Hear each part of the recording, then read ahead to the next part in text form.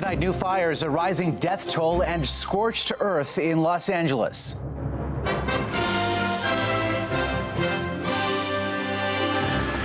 Neighborhoods, livelihoods gone. So many of our church members and friends have lost their homes. And the Canadian reinforcements ready to jump on the front lines. The American goods Canada is targeting for its retaliatory tariffs, and what the Prime Minister is saying about Donald Trump's tactics. Getting people to be somewhat distracted by that conversation, to take away from the conversation around 25% tariffs. Also, fact-checking Trump's claims about Canada. What we are learning about a major Canadian cybersecurity attack that exploited sensitive school information. Plus, cool and clever gadgets on display. The age of general robotics is arriving. A glimpse into the future at Tech's biggest show.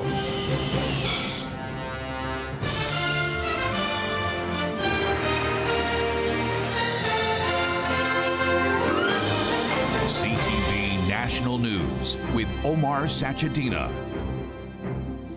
Good evening. Canadian water bombers and firefighters are on standby tonight to help fight the most catastrophic fires in Los Angeles history.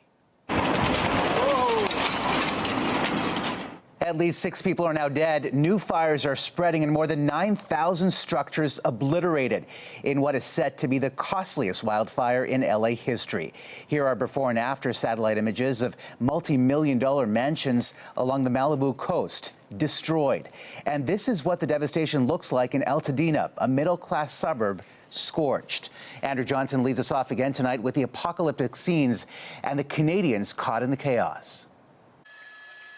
Really never seen any destruction like this before. This is the Pacific Palisades neighborhood in Los Angeles. Most of it is gone. Pacific Palisades right now could just be taken off the map. There is no Pacific Palisades. The Palisades fire is the largest of at least 5 burning in the region. Close to 200,000 people have been forced from their homes, and the search for those killed by the flames remains a daunting task. At one point, we'll be able to do a more thorough search of these impacted areas. Some of them look like a bomb was dropped in them. The good news today, calmer winds helping crews on the ground and in the air, including Quebec-based water bombers like this one, and others being operated by BC-based Coulson Aviation. We flew in the Sunset Fire, which we caught, which was great. We flew over 200,000 liters of water. And there is more Canadian help ready to be sent into the fire zone. Not only we're sending the right resources, we're sending the right expertise. BC says its wildfire officials met with California counterparts today to arrange resources. Alberta has committed manpower, water bombers, and night vision helicopters. Ontario is also pledging aircraft, 165 urban firefighters, and a 20-person incident management team. It's a tragedy, what's happening in California, and the poor frontline firefighters are absolutely exhausted, and they need some relief. Also exhausted and traumatized, the many Canadians living in Southern California. Evacuating the Palisades was pretty scary. People like Mary Fish, a teacher from Saskatchewan, who along with her husband Matt, a pastor, escaped the flames with their 2 young children. So many of our church members and friends have lost their homes. And Carolyn Day, whose family is waiting anxiously for word on their home, which they tried their best to protect before being forced to get out. We filled up trash cans. We left them on the deck with water so people could easily put out spot fires. We've trimmed all our trees back. Our roof is steel. Preparation they desperately hope will pay off. Andrew Johnson, CTV News. Also under mandatory evacuation tonight is Canadian Joy Painter, originally from Bowen Island, British Columbia, and she joins me now from Corona, California. Joy, I can't even imagine what you're going through right now. I understand you're at a hotel safe, but you had the opportunity earlier today to go back to your home about an hour northwest in Sierra Madre. What was that like? I'm lucky. So I knew that my house is okay, and so seeing it was a great relief. And yeah, I felt lucky, really, really fortunate. But a block and a half away was a very different story, wasn't it? Yeah. Block and a half north, block and a half east is a different story, and there are houses that have been lost very close to where we live. And did you have a chance to survey some of that damage today? No, because the police have blocked off all of those neighborhoods because there are people, unfortunately, who are looting. And those areas are still under mandatory evacuation. So it is not possible to go into those areas, and I'm not keen to see the damage just yet. There are reports that the Santa Anas are coming back next week, and those were the scary winds that really fueled these fires, both in Palisades and the Eaton fire that has affected my local community. So that is what worries me now. Even though my house is good for now, the possibility of another extreme wind event is what is worrying because of the embers and carrying those great distances. Well, Joy, I know you have a lot on the go. We are certainly thinking of you, and please stay safe. Thanks for speaking to us this evening. Thank you. Canada's contribution to California's firefight demonstrates its closeness to the United States at a time when the relationship is being severely tested.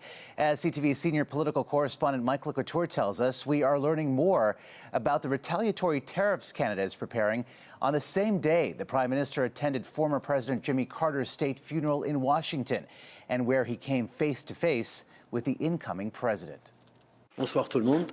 The Prime Minister didn't speak to Donald Trump today, but he did have a message for him. When it comes to Canada being looked at as the 51st state, let me just state it again, that's never going to happen. Justin Trudeau pushing back on the president-elect's latest prodding about our sovereignty. He also made a pitch to American business leaders and media that a trade war will hurt both countries. Everything the American consumers buy from Canada is suddenly going to get a lot more expensive if he moves forward on these tariffs. And that's something that I think we need to be focusing on a little bit more. It's something Trudeau conveyed to incoming President Donald Trump during that dinner in Mar-a-Lago last November. But it may not have made a difference. He doesn't like Justin Trudeau. He thinks he's a Twinkie. And, I mean, Canada's in a difficult position now. In an interview on CTV's Power Play, Trump's former national security advisor said there may be no convincing his former boss. We don't know what countries they'll be against. We don't know what the rates will be. We don't know what the goods will be. But there will be tariffs, and nobody yet has figured out a way to talk him out of it. It's why Canadian officials are making a list of U.S. products that could be subject to counter tariffs in the event of a trade war. Sources tell CTV News that list includes, but isn't limited to, U.S. steel products, ceramics like toilets and sinks, glassware, and orange juice from Florida, Trump's adopted state. You target items for political impact, not economic impact. Some trade experts believe our provincial governments should consider withholding valuable Canadian exports like fertilizer. Despite Donald Trump saying we don't need anything from Canada, you might want to head out to Iowa and ask a few farmers out there what they think about not getting potash.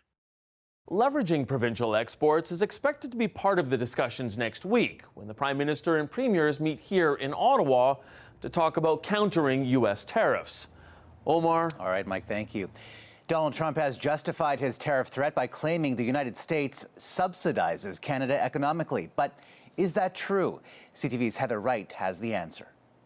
They should be a state. Donald Trump has made no secret he is frustrated with the United States trade deficit with Canada, though he consistently overstates the number. We're spending hundreds of billions a year to take care of Canada. In 2023, the figure was $64 billion, according to the U.S. Census Bureau. And as experts point out, a trade deficit is not a subsidy. A lot of things that get shipped from Canada to the U.S., like cars, have a lot of American parts in them. It's not that Canadian auto manufacturers are beating American auto manufacturers. It's the fact that they're really working together. While Trump first floated the idea of widespread tariffs in the fall, he is no longer tying the threat to border security, arguing on Tuesday the United States doesn't need Canada's cars, lumber, or dairy products. We don't need anything. So why are we losing $200 billion a year and more to protect Canada? Those who follow Trump say this is all part of his style to create chaos and gain leverage. Cultivation of fear is the name of the game here. For Donald Trump, leverage is everything. And what you see him doing right now is creating as much leverage, Heather, as he can. Trump's tariff threat was initially tied to beefed up border security, with the president-elect telling NBC News that drugs are flowing from Canada into the U.S. Drugs are pouring in at levels never seen before, 10 times what we had. They're just pouring in. We can't have open borders. But data show the bigger issue isn't the northern border, but the southern one. From January 2022 to October 2024, an average of 1,800 pounds of fentanyl was seized a month at the U.S.-Mexico border. At the northern border, that number was an average of 1.8 pounds. Experts say these comments may also be aimed at gaining leverage ahead of future North American free trade talks, with the current deal set for review in 2026. Omar. All right, Heather, thank you. A divided decision by the U.S. Supreme Court tonight has cleared the way for Donald Trump to be sentenced in the hush money case. In a 5-4 vote, the Supreme Court denied Trump's request to block his sentencing hearing, which is set for tomorrow. The New York judge in the case has already said he won't impose any jail time. Back here at home, the Liberal Party revealed late tonight that the next leader will be chosen on March 9th, and the rules are also significantly tighter. An entrance fee of $350,000 to join the race. And in order to vote for the next leader, registered Liberals will need to be Canadian citizens or permanent residents. Here's CTV's Judy Trin. I'm running to be the next Prime Minister of Canada, to lead a small, more efficient government. Backbencher Chandra Arya is the first Liberal MP to officially declare an interest in Justin Trudeau's job. He joins Montreal businessman Frank Baylis in throwing his hat into the ring. After a public inquiry revealed that support from international students may have helped Han Dong win his 2019 nomination, a growing chorus of Liberals want to limit those who can vote for the party leader to just members who are Canadian citizens or permanent residents. This former campaign director is calling for new memberships to be capped too, to protect the party from foreign interference from China, India, but also the U.S. We do not allow anyone to infiltrate our party, either for the leadership or for nominations that presumably will come up very quickly after the leadership. Arya, who met with India's Prime Minister Narendra Modi last year, says he supports limiting votes to Canadian citizens and permanent residents, but says a membership cap and high entry fees will anger grassroots supporters. If they want to support the Bay Street type people, supported by the Bay Street type people, if that is the objective with which they're going to formulate the laws, that is the kind of decisions Canadians don't like. Whoever is chosen, the Conservatives intend to paint them with the same brush. They're all just like Justin. Liberal insiders say the threshold for choosing the Prime Minister has to be high. It's the most powerful position in the country, and it will set the standard for the upcoming nomination races when candidates are chosen to run in the expected spring election. Omar. Judy, thank you. As we told you earlier, a state funeral today in Washington and a historic moment as all living U.S. presidents came together to say goodbye to Jimmy Carter. Bill Clinton, George W. Bush, Barack Obama, current President Joe Biden, and President-elect Donald Trump.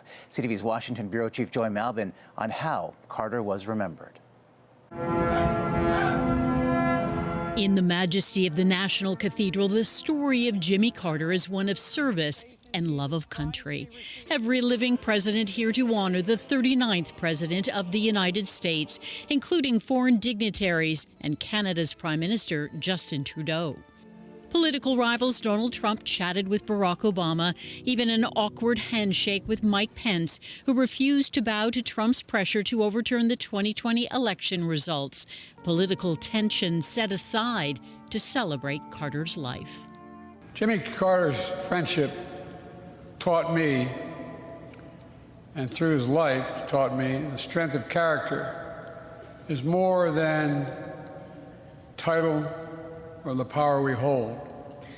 From humble roots, a southern peanut farmer who rose to the presidency, helped broker Middle East peace, elevated women and people of color to positions of power.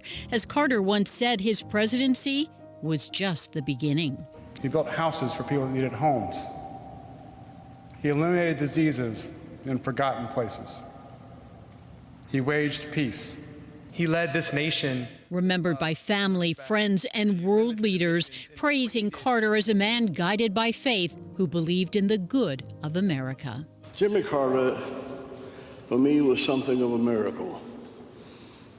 It's still hard for me to understand how you could get to be president from Plains, Georgia. You may say I'm a dreamer. A global humanitarian committed to peace, President Carter returned home for the last time, where he'll be buried next to the love of his life, his wife, Rosalind. Joy Malbin, CTV News, Washington. Coming up, what we know about a major cyber attack that may have targeted student information.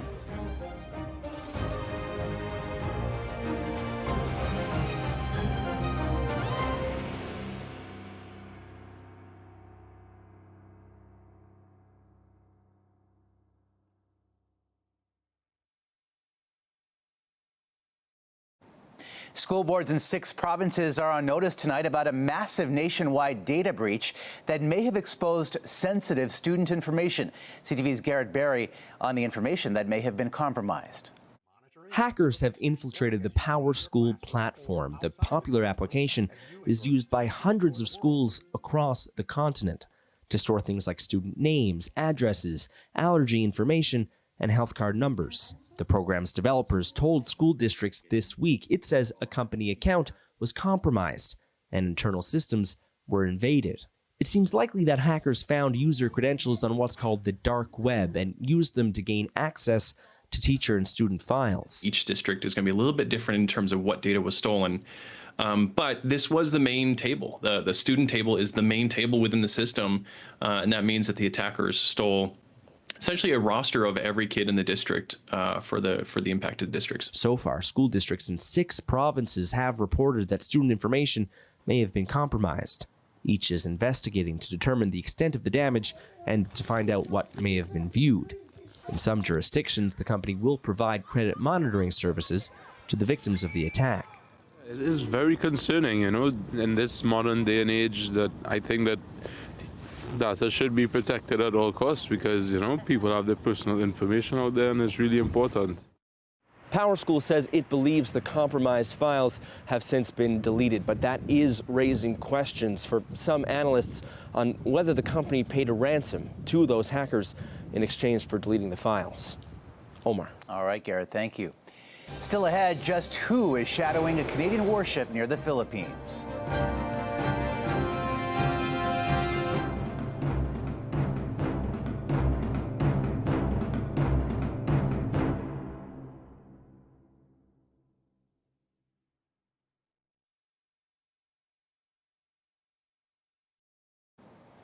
Growing tensions tonight along a vital global shipping route. It's where we find CTV's Adrian Gabriel on board HMCS Ottawa. On the horizon, not one but 2 People's Liberation Army Navy vessels shadowing HMCS Ottawa. A hulking destroyer called the Changsha and a warship dubbed Young Chang. The looming presence of China's Navy comes as no surprise. Over the last decade, Beijing has built airstrips on top of South China Sea reefs and militarized nearby islands with cruise missiles and radar systems. The stakes are high. 1/3 of all global shipping passes through these waters. We're not going to get too close to cause any kind of risk of contention. From the bridge, Lieutenant Travis Verbeek guides HMCS Ottawa past the nearby Scarborough Shoal, a contested spot that both the Philippines and China have claimed as their own. We can see here how close we are to the Philippines. They claim these waters as their exclusive economic zone. Absolutely. Verbeek and the crew on board soon find even more ships in our vicinity. A Chinese Coast Guard appearing to close in on a Coast Guard vessel from the Philippines, who then sends out this call over the open radio. The United Nations Convention on the Law of the Sea, of which you are a signatory state, please notify us of your intention. The Philippine Coast Guard vessel was calling the Chinese warship, so PLAN 571, and they were reminding them of their obligations under UNCLOS, the United Nations Convention of the Laws of the Sea. They were calling them to remind them that they're in close proximity to Philippine waters and remind them that they're a signatory to this convention and asking them to clarify their intentions within Philippine waters. Did we hear a reply from the Chinese Navy? No, there was no reply given back from the Chinese Navy to the Philippine Coast Guard. Recent months have seen an escalation in clashes between Chinese and Philippine coast guards, from axe-swinging, knife-wielding fights at sea to the use of water cannons and claims by the Philippines of Chinese ships intentionally ramming their vessels. HMCS Ottawa is here on an operation to promote order and calm on the open waters, though it appears that any hope of peace is at risk of disappearing into the distant horizon. China has claimed ownership of nearly the entirety of the South China Sea, even though an international court ruled back in 2016 that their claim was invalid. As we've seen here on these waters, their military presence is growing. Omar. Adrian, thank you. Still ahead, we'll take you to the Super Bowl of tech and into the future.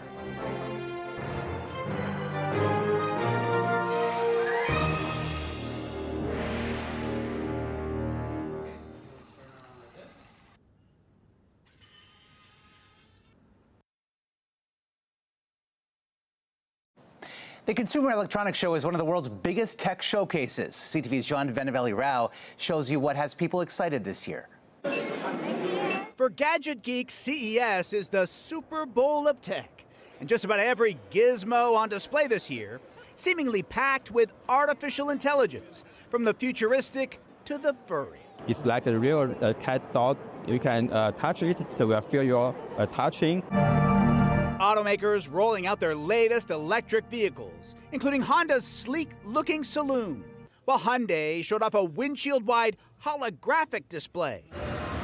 Outside the showroom, Amazon's Zoox demonstrated its driverless robotaxi, expected to hit U.S. streets later this year. There's no traditional front or back. Passengers slip in through a sliding door, and there's no steering wheel. And you really use it the way you'd use a ride-hailing app.